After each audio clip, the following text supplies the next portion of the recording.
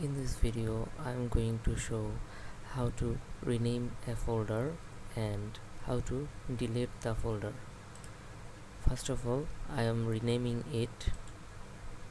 Right click on it. Here you can see an option, rename. You can click it on here.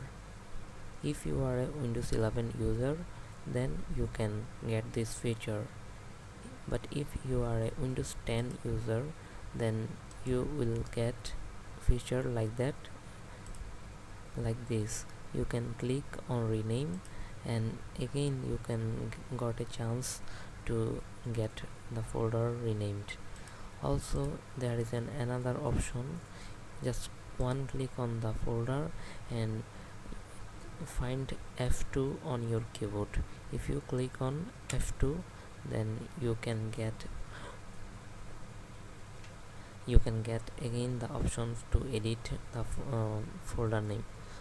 So I am giving the folder name to new folder.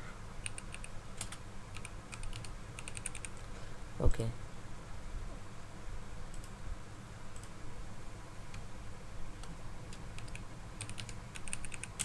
folder 1. I'm just renaming it. Okay, that's great. Now I'm showing how to delete this folder. There is many way to delete your folder.